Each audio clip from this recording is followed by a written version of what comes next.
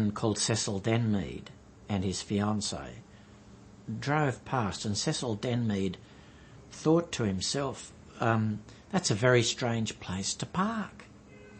And he noted the car that was parked on that corner, and he saw the man getting out of the driver's seat, who was Stephen Bradley, and was able to give a description of him.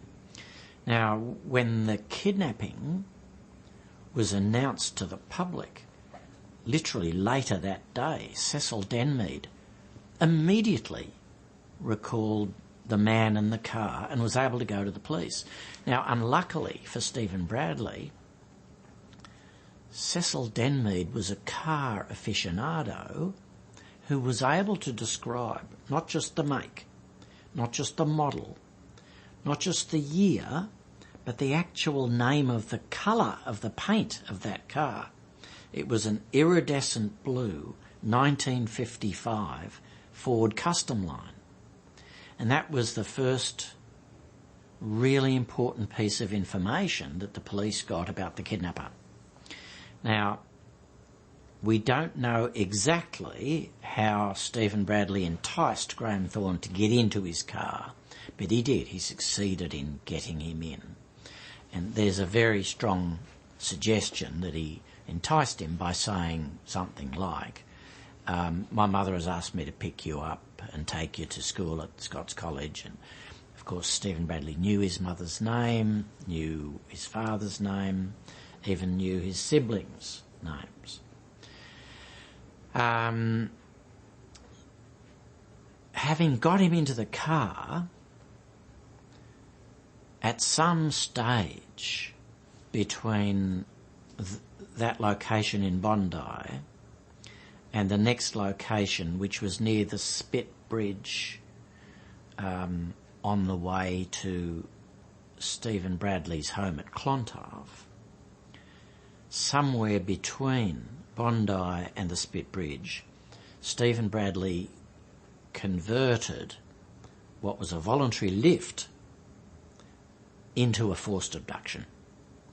And in my book I describe how I think he must have done that, because there are only a few possibilities how he could have done it. But by the time he came to the Spit Bridge, which was about maybe 10 kilometres away from Bondi and only a kilometre or two from his home, it was at a public phone box at the Spit Bridge that Stephen Bradley made the first phone call to the home of Basil and Freda Thorne, Graham's parents.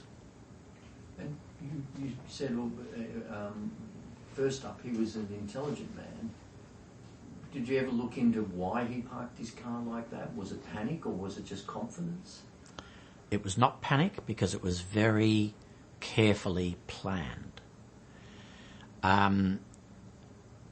He had this flaw in his personality that he thought that he was so perspicacious, he was so aware of all the different possibilities that he could foresee any possible difficulty along the way and plan for it.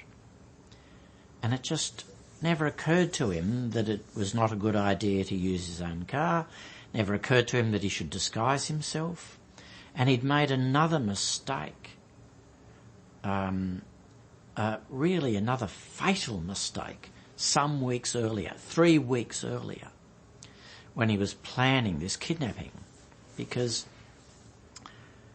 when Stephen Bradley saw the image of Basil Thorne holding his winning ticket in the Opera House lottery, and when he saw that this very ordinary man had won £100,000 in the Opera House lottery, he became quite incensed, because his own financial situation was so precarious, and he thought it was so unfair that this ordinary man would be so secure now that he'd won this prize, whereas he and his wife Magda had fallen on hard times. and were at risk of losing their house in Clontarf. So then about a week later, he read an article in a magazine about kidnappings that had occurred in various parts of the world overseas. And one of them was the kidnapping of a young grandson in the Peugeot family in France that had netted the kidnappers a large sum of money.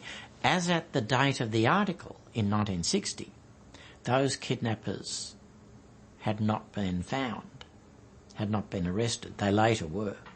But Stephen Bradley then formed the intention of kidnapping one of Basil Thorne's children. And he decided that what he would do, apart from conducting surveillance of their home, was that he would find out... I'll start that again.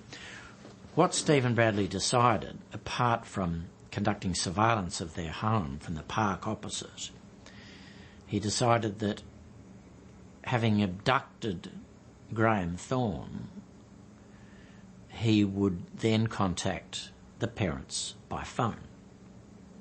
So he needed to make sure that he could contact them by phone. Now, it was very easy in those days to find out somebody's phone number. If you knew their name and the suburb that they lived in, you just had to ring the exchange and they'd tell you the phone number. So he did that. He rang the exchange because he knew from the notices in the newspaper about the win that Basil Thorne had made in the lottery. He knew his name and he knew his suburb. So he was able to get the phone number from the telephone exchange. He then rang the phone number and it rang out. It didn't connect. So he was in this position of not knowing how was he going to contact the Thornes after the kidnapping. So he then made what really was an incredibly crazy decision, that he would go to their home to find out what the situation was with their phone. So one night, about 3 weeks before the kidnapping, at about 7 o'clock at night, when Frida and Basil were cleaning up after dinner, he knocks on the front door. Frida comes to the front door. Basil's down the hallway, kind of peering at who is it who's knocked on our door at 7 o'clock. And he says to them, is this such and such an address? Yes. Is your phone number this? And Frida says to him, yes, but it hasn't been connected yet. It should be connected soon. And then he gives the excuse, I'm looking for a Mr. Bognor. Very strange name in 1960 in Sydney, Mr. Bognor. Now, you have to remember, Stephen Bradley looked like a foreigner and he had a very heavy Hungarian accent. So here he was 3 weeks before the kidnapping, showing the family what he looked like, showing the family that he had a foreign accent, and very strangely asking for Mr. Bognor. So Frida says to him, look, we've only moved in about 6 months ago. The lady upstairs has been living here for years. Go and ask her. He then goes upstairs and speaks to the lady who lives upstairs and gives a completely different excuse. I'm looking for somebody else of a different name. So, of course, the next day, this lady upstairs and Frida Thorne discuss this strange man and realise there's something very suspicious about him, because he's asked me for one name, he's asked you for another name. Very suspicious. So Frida, of course, remembered this man very well, thinking that perhaps he was casing their house with a view to robbing them. Stephen Bradley thinks, oh, I'll wait 3 weeks. In 3 weeks' time, she won't remember who I was. She won't remember what I looked like. She won't remember anything about me. That was part of his delusion.